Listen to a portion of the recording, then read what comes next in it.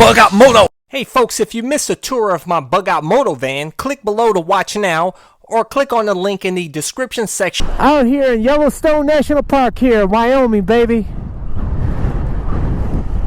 Rainy day, but that doesn't stop cycle cruising, man. I didn't come all the way out here not to do a moto vlog on my WR250R. Alright guys, in this video I wanted to talk about ways of transporting your motorcycle the best way, in my opinion. But I'm going to talk about all the different ways, the pros and cons.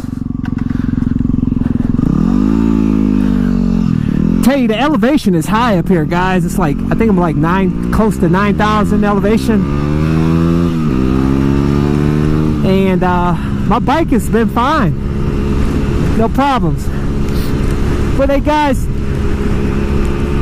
the main ways of transporting the motorcycle, of course, the way I do it, you can get a ramp, put it in a van, strap it down in a van, or a truck, put it in the rear bed of a pickup truck. Or now they have these devices that go in the back of the bumper. Hey, motorcycle riders, they have a bracket that goes in the back bumper, and it has a little ramp that folds out, and you can roll the bike up on it, strap it onto the back of the vehicle. Another way, of course, is to trailer it. Just get you a trailer, pick one up, maybe a Harbor Freight, or get an expensive one, whatever, or get the enclosed trailer. But let me tell you the pros and cons of each. First off, the one that has the brace that goes on the back bumper, I'll tell you guys, you have to make sure that you upgrade your suspension if you have that, because what'll happen is puts a lot of pressure on the rear axle of your vehicle and your suspension, and it could affect the handling of your vehicle. Personally, I was going to do that in the past, but I did some research on it, and it's not. First off, I wanted to be stealth with my setup. I didn't want anybody to know I had a motorcycle when I travel nationwide, so it doesn't get stolen, tampered with, it doesn't get affected by the elements outside. I just don't like leaving my bike outside, and you know, I don't want to go through the hassle of putting a tarp on it and all that shit. But the main issue is you have to upgrade the suspension, otherwise it could wreak havoc with your rear axle, suspension, the handling of the car. So, in my opinion, that's only good if you're just going to take it to your local mechanic shop or something like that. Just a local run. Some people do ride around nationwide with their RV or pickup truck or whatever, with their motorcycles on the back bumper of their car. But you don't see too many people doing that. But you definitely need to upgrade the suspension. As far as putting it in the van, in my opinion, is the best, or your pickup truck.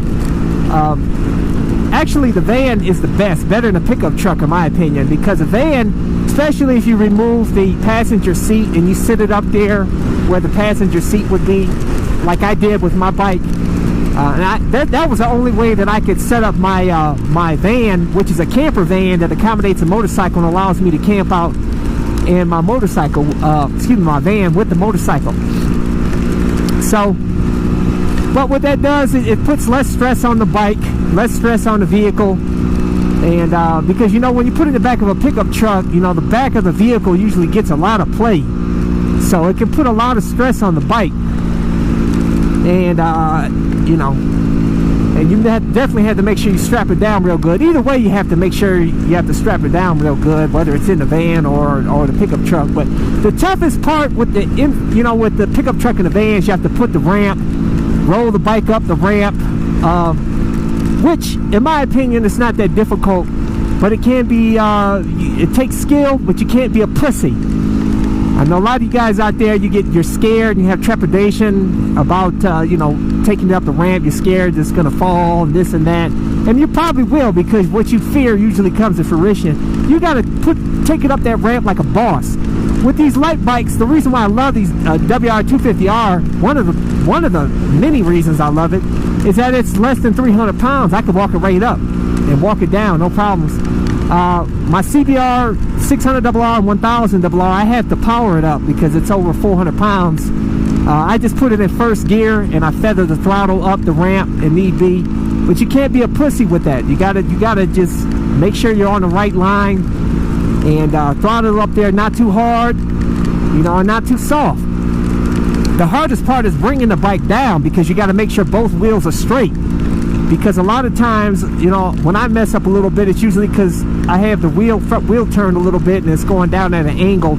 With my ramp, though, it has sides on it, so it helps prevent it from going off the side. I highly recommend that bifold ramp. I'll include a link in the description and comment section of this video to where you can get that ramp. Awesome, it has grip on it, so in wet weather like this, I can still walk my bike up the ramp because it has good grip.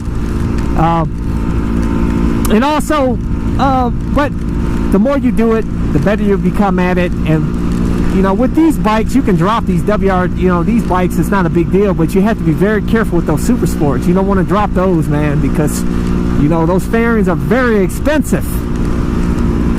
But these plastics are really cheap to place. That's one reason why, one of the many reasons why I love the dual sports. Just, it's a cheaper bike to own all the way around. It's fun on road and off road. But anyways, getting back to the as far as trailering the bike, that's fine if you're just gonna take it to a local shop and whatnot. Traveling nationwide with the trailer, a lot of people do it, but I hate trailering shit, man. You get you know, a lot of wind. It causes the sway. It can cause it to jackknife. You can't go everywhere. You're delegated to back parking lots, and then you know, you just can't take it anywhere, and it's just a pain in the ass to tow anything. I hate towing shit. But you may like towing stuff, so I don't know. Like I said, this is just my preferences, and I'm just telling you the way, in my opinion, on, you know, with my experience. I trailered a car with a U-Haul from Florida to Colorado when it was a pain in the ass. The rear tire blew out on the trailer, and it was swaying like this and shit. That's another thing you got to keep up with. You know, if you have a blowout with the trailer, it could cause problems. The enclosed trailer is better than an open trailer because, you know, if you have any problems, you know, it's not like the bike's going to spill over out into the road. It's going to be contained into the trailer. But with trailers, you have to keep that shit in your parking lot. I mean, in your garage, or, you know, your driveway, the side of your house. It's more junk, more shit. An eyesore for the outside of your house, or takes up more space in the garage. So it's just a pain in the ass. In my opinion, get you a cargo van, a cheap cargo van or something like that. Just use it to take your bikes, you know, take your bike wherever you want to go. And if you want to get crafty like me, you know, I built the one and only bug out moto van. It's awesome. If you haven't seen actually a stealth bug out moto van, if you haven't seen that video, go check it out. It's in the I'll include the link to that video in the description and comment section of this video. It's a review video.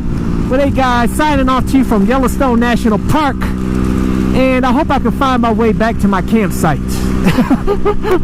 That would be pretty fucked up if I can, man, I'll tell you. But that's all I have for you guys. So until next time, deuces. Don't forget to subscribe to my All-in-One Motorcycle channel over at youtube.com/CycleCruiser, and also like me at Facebook. Catch you guys later.